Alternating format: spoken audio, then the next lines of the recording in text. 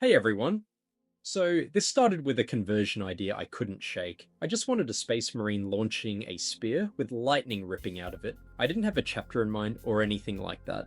So I asked the question on Instagram, what chapter should I paint this as? And the community came back with Emperor's Spears as the most popular pick, which honestly makes total sense. So that's what this guide is about, how I painted the armor and got that bright baby blue finish. I know the lightning spear's the focal point, but this guide will focus on the armor and the other elements. And real quick, if you like this type of content, please like and subscribe and check out my Patreon for more free tutorials. Alright, let's get into it. To start off, the model's primed black and sub-assembled.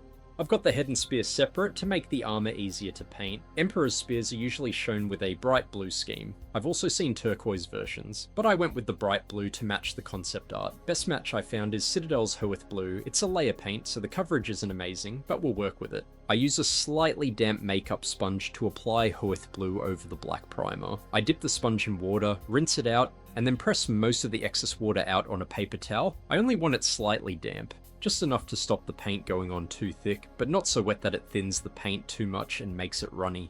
Because Hoeth Blue is quite transparent, it takes a couple of passes. Plus the sponge won't reach into all the recesses, so after the first coat I swap to a large brush and push Hoeth Blue into the areas the sponge missed.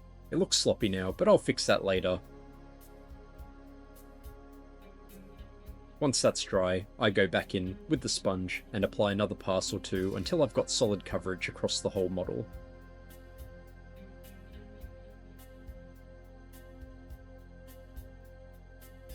Now to bring up the brightness and smooth out this splotchy mess. I mix a tiny bit of snow blue into the Hoeth Blue, just a touch, to shift the blue slightly brighter. This is going to be a soft zenithal highlight, focusing on the upper surfaces and raised panels.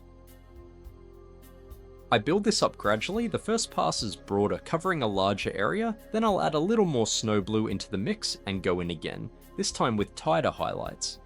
As I add more snow blue and brighten it up, I use less paint and lighter pressure with the sponge for better control and to avoid over brightening.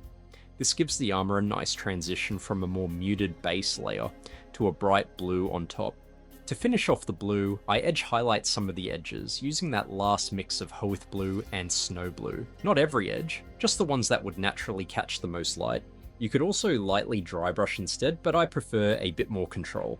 Time to block in the rest of the other objects. I use German Grey for the joints between the armor. I'll also use this on the leather. This helps break up the blue and separates the different objects.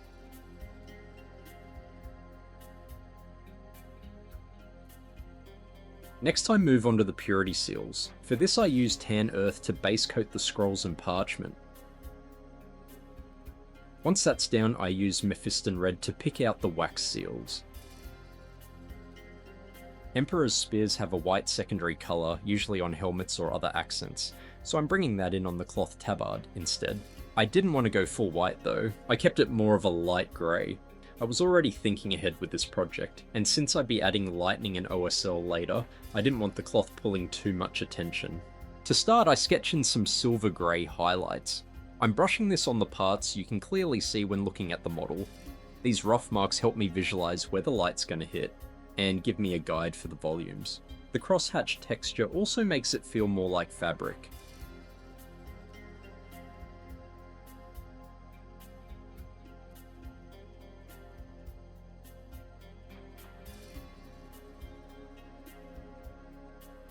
Then I thin down some dark sea grey at about a 50-50 mix with water, and glaze it over the whole tabard. This tones down the silver grey and blends it into the rest of the cloth.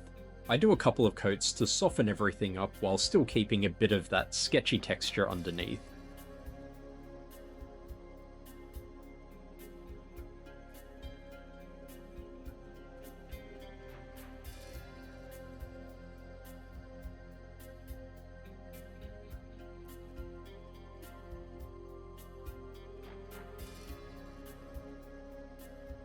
And to bring up the brightness again on the forward-facing parts of the cloth, I'll mix dark sea grey with silver grey 1:1 and thin it down with equal parts water.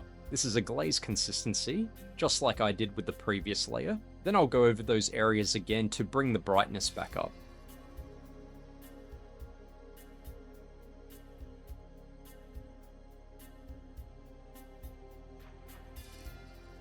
While I have these paints out, I also paint the face mask using the same colours. I base coated with dark sea grey and build up some layers by gradually mixing in silver grey.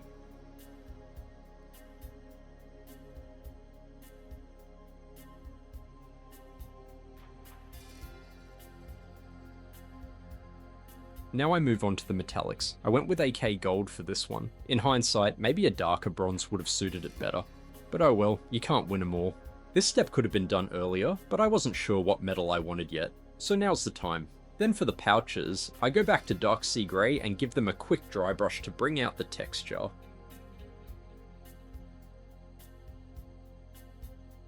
Now it's time for some shading. I'm using AK Wargame Black Wash, and I'm applying this as a pin wash. I'm not slapping black wash all over the model, just applying it into the recesses. This is an enamel wash, so it can be reactivated and manipulated with white spirit even after it dries. If I make any mistakes, it's easy to clean up later.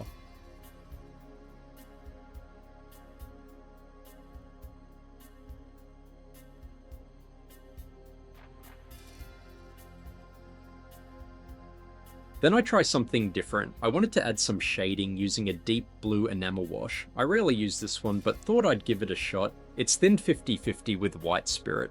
I apply it on select areas of the panels to deepen the shadows and give a bit of contrast to the blue. I'm not trying to blend this in, I'm only placing it down now, and I'll come back in later with white spirit to blend and feather it out.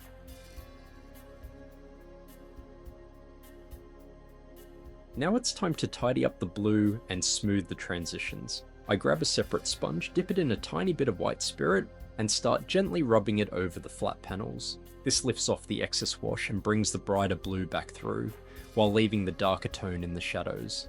Just take your time here, it's super forgiving. You can always remove more or less depending on the look you want. Funny thing, at this point it started looking a bit like a space wolf, which is weird because I never paint space wolves this bright blue, but it kinda had that vibe. At this point you could call it done. This would already look great on the tabletop, but I decided to push it a bit further. I mix a little blue into the snow blue again and re-highlight some of the key edges. It just adds a bit more pop and breaks up the flat blue tones.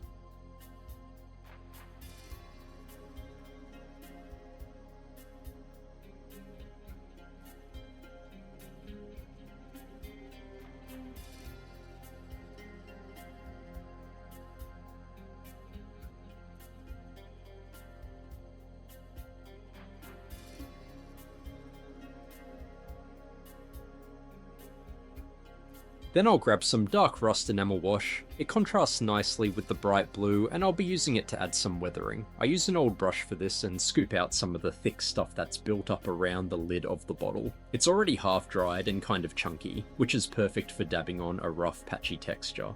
I just dab it into a few areas where I want to break up the blue or add a bit of grime. If I go overboard, it's no big deal. I can just clean it up with a sponge and a bit of white spirit after.